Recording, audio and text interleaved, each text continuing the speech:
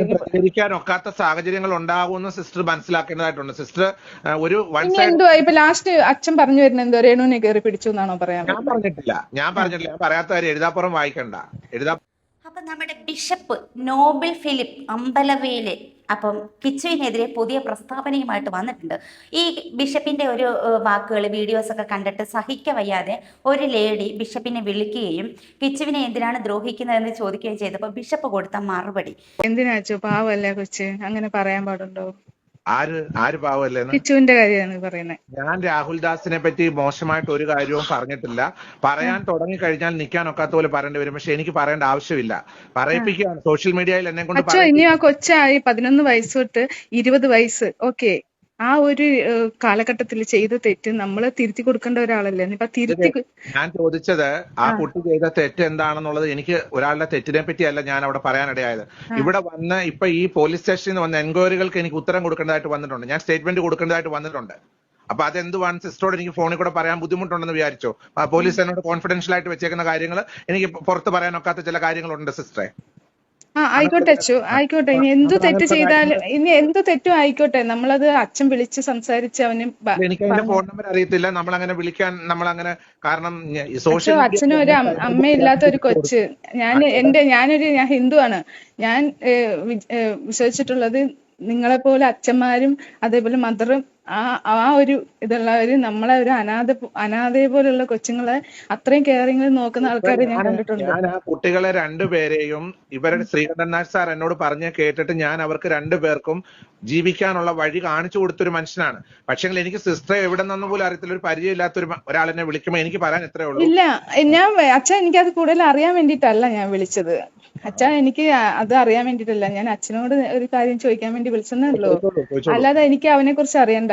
ഞാനൊരു അമ്മയാണ്. ഞാൻ എന്റെ സ്ഥാനത്ത് എന്റെ മോനൊരു തെറ്റ് ചെയ്താൽ ഞാൻ അത് തിരുത്താൻ നോക്കും. അല്ലെങ്കിൽ ഞാൻ അത് സിസ്റ്റർ ഇപ്പം ഒരു അമ്മയുടെ സ്ഥാനത്ത് പറയുവാണെങ്കിൽ എനിക്ക് സിസ്റ്ററോട് ഫോണിൽ കൂടെ പറയാനൊക്കാത്ത ചില വിഷമങ്ങൾ ഉണ്ടായിട്ടുണ്ട് സമൂഹത്തിൽ. അത് ഭയങ്കരമായ രീതിയിൽ സോഷ്യൽ മീഡിയയിൽ നിങ്ങൾ അറിയാത്ത കാര്യങ്ങളായിരിക്കാം. പക്ഷേങ്കിൽ ഞാൻ തൊട്ടപ്പുറം ഇപ്പുറം താമസിക്കുന്ന വീട്ടിൽ ചില മേജർ പ്രശ്നങ്ങൾ ഉണ്ടായപ്പോൾ പോലീസ് എൻക്വയറിയും കാര്യങ്ങളും നടന്നിട്ടുണ്ട്.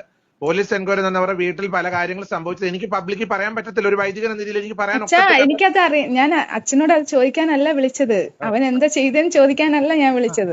എനിക്ക് ആ പയ്യനോട് യാതൊരു പേഴ്സണൽ വൈരാഗ്യങ്ങളില്ല. ഞാൻ ഒറ്റ കാര്യം ആ കുഞ്ഞിനോട് പറഞ്ഞുള്ളൂ, നീ സ്റ്റാൻഡേർഡ് ആയിട്ട് നല്ലൊരു വിദ്യാഭ്യാസം ചെയ്ത് നല്ലൊരു ജോലി എടുത്ത് ജീവിക്കാൻ നോക്കണം. പ്രശ്നങ്ങളിൽ പെടരുത്. പ്രശ്നങ്ങളിൽ പെട്ടാൽ തീർച്ചയായിട്ടും നമുക്ക് എന്ത് ചെയ്യാൻ പറ്റും? രക്ഷിക്കാൻ കഴിയാത്ത സാഹചര്യങ്ങളിലേക്കാണ് കാര്യങ്ങൾ മൂവ് ചെയ്തുകൊണ്ടിരിക്കുന്നത്. എനിക്ക് രക്ഷിക്കാൻ പറ്റത്തില്ല, എന്നെ കൊണ്ട് രക്ഷിക്കാൻ പറ്റത്തില്ല. കാരണം ഇപ്പൊ അവൻ അവന്റേതായ തൊഴിൽ നോക്കി.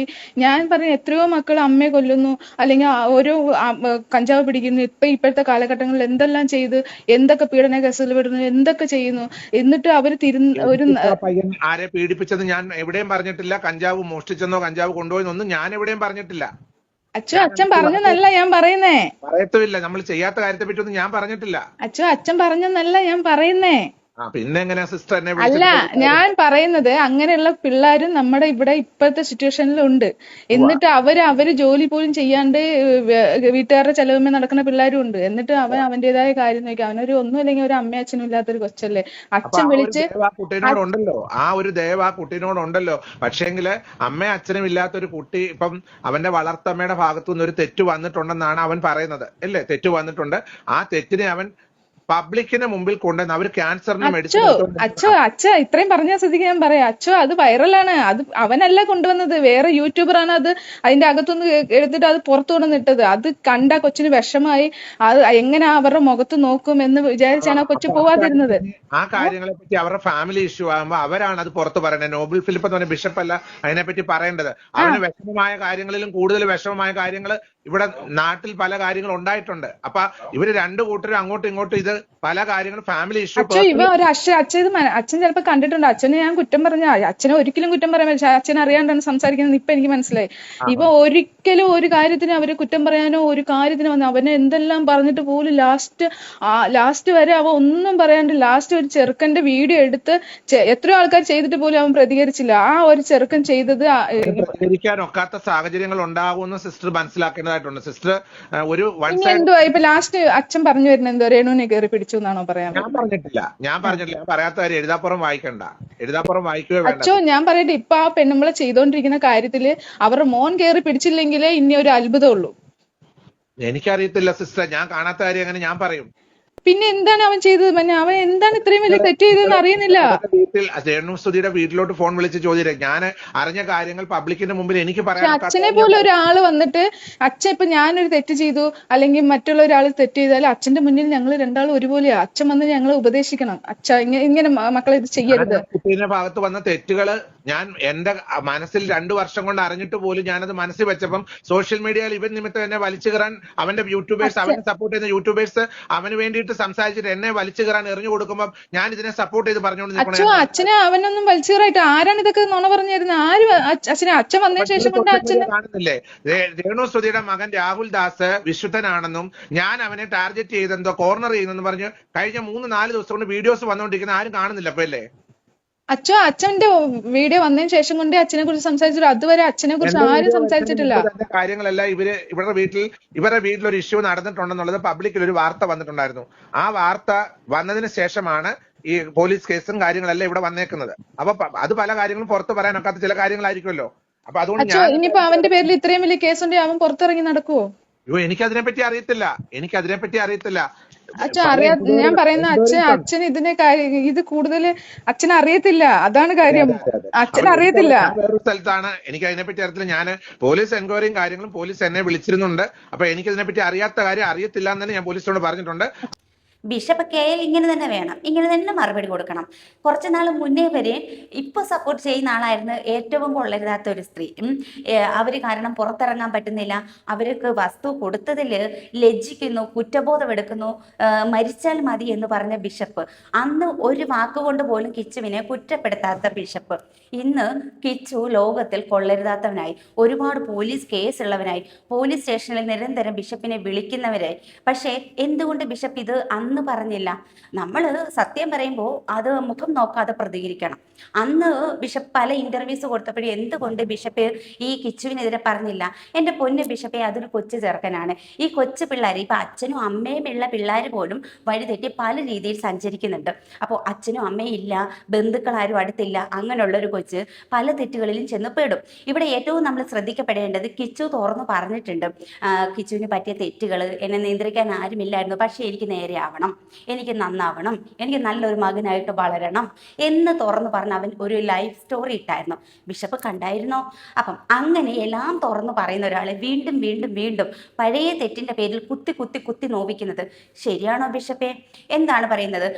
സാധാരണ ഈ വൈദികന്മാര് പറയുന്ന എന്താണ്, ഈ തെറ്റ് ചെയ്യുന്നവരെ നമ്മൾ അത് ഒരിക്കലും അവരെ അത് പറഞ്ഞ് ക്രൂശിക്കരുത്, അവരെ നമ്മൾ നന്മയിലേക്ക് നയിക്കണം, തിന്മയിൽപ്പെട്ടവരെ നന്മയിലേക്ക് നയിക്കണം എന്നൊക്കെ പറഞ്ഞ കർത്താവിൻ്റെ ദാസനായ ബിഷപ്പ് ആ ഒരു യൂണിഫോം ഇട്ട്, ആ ഒരു തിരുവസ്ത്രം ഇട്ടിട്ട് ഇപ്പോൾ പണ്ടുങ്ങാണ്ട് തെറ്റ് ചെയ്ത ഒരു കൊച്ചിൻ്റെ ആ തെറ്റും പറഞ്ഞ് ഇപ്പോഴും ചാനൽ തോറും ഇന്റർവ്യൂസ് ചെയ്യുന്ന ബിഷപ്പിന്റെ ഈ ഒരു പ്രവൃത്തി ശരിയാണോ? പിന്നെ പോലീസ് കേസായി അന്ന് ബൈക്ക് പിടിച്ചു വെച്ചു, ഇതെല്ലാം ആ കുട്ടി തുറന്നു പറഞ്ഞ കാര്യമാണ്, പലർക്കും അറിയാവുന്ന കാര്യമാണ്. പോലീസ് കേസ് ആയതും ഒക്കെ അറിയാവുന്ന കാര്യമാണ്. ഇന്ന് അങ്ങനെയൊക്കെ തെറ്റ് ചെയ്യാത്ത, ഇപ്പം മദ്യപിക്കാത്ത, അല്ലെങ്കിൽ സിഗരറ്റ് വലിക്കാത്ത, അല്ലെങ്കിൽ തെറ്റിലേക്ക് പോകാത്ത കുട്ടികൾ ആരാണുള്ളത്? ബിഷപ്പിനെ കാണിച്ചു തരാമോ? അങ്ങനെ ഒരുപാട് കുട്ടികൾ തിന്മയിലേക്ക് പോകും. നമ്മൾ എന്താണ് ചെയ്യേണ്ടത്? അവരെ ആ തിന്മയിൽ നിന്ന് വേർതിരിച്ച് നന്മയിലേക്ക് കൊണ്ടുവരിക. ഈ കൊല്ലം സുധി ജീവിച്ചിരിക്കുമ്പോൾ ഏറ്റവും കൂടുതൽ വിഷമിച്ചത് ഈ മകനെ ഓർത്തിട്ടാണ്. ആ മകനെയാണ് ഇന്ന് എല്ലാവരും ചവിട്ടി താഴ്ത്തി വലിച്ചു കീറിക്കൊണ്ടിരിക്കുന്നത്. കൊല്ലം സുധിയോടുള്ള സ്നേഹവും ആദരവും കാരണം അദ്ദേഹത്തിന്റെ മക്കൾക്ക് വസ്തുദാനം കൊടുക്കുന്നു, വീട് വെച്ച് കൊടുക്കുന്നു. ഇന്ന് അതേ മകൻ പുറത്താക്കപ്പെടുന്നു, അതേ മകനെ ഭീഷണിപ്പെടുത്തുന്നു, അതേ മകനെ വലിച്ചു കീറി ഒട്ടിക്കുന്നു, കഴിഞ്ഞ കാര്യങ്ങൾ പറഞ്ഞ് വേദനിപ്പിച്ചുകൊണ്ടിരിക്കുന്നു. ആ കൊച്ചൊരു കേസ് അങ്ങോട്ട് കൊടുത്താലുണ്ടല്ലോ എല്ലാവരും പെടും. പിന്നെ അന്ന് പറഞ്ഞിട്ടുണ്ടായിരുന്ന മക്കൾക്ക് 2 പേർക്കാണ് വീട് കൊടുത്തത്. പിന്നെ എപ്പോഴും അന്ന് അത് ബിഷപ്പ് പലരോടായിട്ട്, ഞാനടക്കം എന്നോടടക്കം ബിഷപ്പ് പറഞ്ഞിട്ടുണ്ട്, പലരോടും ബിഷപ്പ് പറഞ്ഞിട്ടുണ്ട്. ഇന്ന് കിച്ചു പുറത്ത്. എന്തുകൊണ്ട് കിച്ചു പുറത്തായി? ഇവരുടെ ഒരു വീഡിയോ കാണിച്ച് അവൻ വീഡിയോ ഇട്ടത് കൊണ്ട്, അവൻ പോകുന്നില്ല എന്ന് കുറ്റപ്പെടുത്തിയപ്പോഴാണ് അവൻ അങ്ങനെ ഒരു വീഡിയോ ഇട്ടത്. അതുപോലും മനസ്സിലാക്കാതെ, അല്ലെന്നുണ്ടെങ്കിൽ ബിഷപ്പ് എന്താ ചെയ്യേണ്ടത്? കിച്ചുവിനെ സ്വകാര്യമായിട്ട് ഫോണിൽ വിളിച്ചിട്ട് കിച്ചുവിനോട് സംസാരിക്കാം, മോനെ നീ അങ്ങനെ ചെയ്യരുത്, നമുക്ക് എല്ലാവർക്കും കൂടി ആലോചിച്ച് ചെയ്യാം, ഇവരെയും വിളിച്ച് കിച്ചുവിനെയും വിളിച്ച് സുധിയുടെ ജ്യേഷ്ഠനെയും വിളിച്ച് ഒരു നല്ല രീതിയിൽ ഒരു ചർച്ച ചെയ്ത് ആ ഒരു കുടുംബത്തിലെ പ്രശ്നം ഇല്ലാതാക്കാം. ഇതങ്ങനെയൊന്നുമല്ല. ആദ്യം അവർ വന്ന് കിച്ചുവിനെ ഭീഷണിപ്പെടുത്തുന്നു, നിന്റെ പഴയ കാര്യങ്ങൾ ഞാൻ എടുത്തിട്ടാ, നീ ജീവിക്കില്ല, നീ നേരെ നിൽക്കില്ല എന്ന്. അതിനുശേഷം ബിഷപ്പിന്റെ വീഡിയോ വരുന്നു, ഞാൻ അതൊക്കെ പറഞ്ഞാൽ കിച്ചു ഇവിടെ നിന്ന് നിൽക്കില്ല, പിന്നെ നിങ്ങൾ കാണുന്ന കിച്ചു അല്ല, എന്താ അവൻ വല്ല ഗുണ്ട തലവനാണോ, അല്ലെങ്കിൽ എന്താ അവൻ വേറെ വല്ല തെറ്റ് ചെയ്തോ, അവൻ ചെയ്ത കുറച്ച് കാര്യങ്ങൾ അവൻ തുറന്നു പറഞ്ഞിട്ടുണ്ട്. ഇനിയും എന്തിനാണ് ആ കുട്ടീനെ ഇങ്ങനെ അങ്ങ് വേദനിപ്പിക്കുന്നത്? ഇപ്പൊ ഈ സ്ത്രീ വീഡിയോയിലൂടെ പറഞ്ഞതും സഹിക്കാൻ വയ്യാതെയാണ്. അതുപോലെ പല അമ്മമാർക്കും സഹിക്കുന്നില്ല ഇന്ന് ആ കുട്ടിയോട് കാണിക്കുന്ന വേർതിരിവ്. എനിക്ക് ബിഷപ്പിനോടും ഈ കൊച്ചിനെ ചവിട്ടി താഴ്ത്തുന്ന യൂട്യൂബേഴ്സിനോടും ഒക്കെ എനിക്ക് പറയാനുള്ളത്, ദയവ് ചെയ്ത് ആ കൊച്ചിനെ വെറുതെ വിടുക. അതിനൊരു ഭാവിയുണ്ട്, അതിന് അച്ഛനില്ല അമ്മയില്ല, കഷ്ടപ്പെട്ട് മുന്നോട്ട് വരികയാണ് ആ കുട്ടി. അതിനെ മാനസികമായിട്ട് തളർത്തരുതേ നിങ്ങൾ. ദയവ് ചെയ്ത് അതിനെ വെറുതെ വിടും, അത് ജീവിച്ചോട്ടെ. ഇപ്പൊ ഈ ബിഷപ്പ് കൊടുക്കുന്ന സ്ഥലം വേണമെന്നും പറഞ്ഞ അവകാശം പറഞ്ഞ കുട്ടി വന്നിട്ടില്ല. ആ കുട്ടി ജോലി എടുത്ത് വീട് വെക്കുമെന്ന് നേരത്തെ ആ കുട്ടി പറഞ്ഞിട്ടുണ്ട്. അതുകൊണ്ട് ദയവ് ചെയ്ത് അതിനെ വെറുതെ വിട്. അതിൻ്റെ അച്ഛനോട് സ്നേഹമുണ്ടെങ്കിൽ, അച്ഛനോട് ആരാധന ഉണ്ടെങ്കിൽ ആ കുഞ്ഞിനോടും ആ ഒരു നീതി നിങ്ങൾ കാണിക്ക്, ആ ഒരു സ്നേഹം ആദരവ് ഒക്കെ നിങ്ങൾ കാണിക്ക്. ആ കുഞ്ഞ് ജീവിച്ചോട്ടെ. അപ്പോൾ ഈ ഒരു വിഷയത്തിൽ നിങ്ങളുടെ അഭിപ്രായം നിങ്ങൾ കമൻറ്റ് ചെയ്യുക. അതുപോലെ തന്നെ ലൈക്ക് ചെയ്യാനും ഷെയർ ചെയ്യാനും കൂട്ടത്തിൽ ഹൈപ്പ് ചെയ്യാനും മറക്കരുത്. മറ്റൊരു വീഡിയോ ആയിട്ട് വീണ്ടും കാണാം. ടാറ്റാ.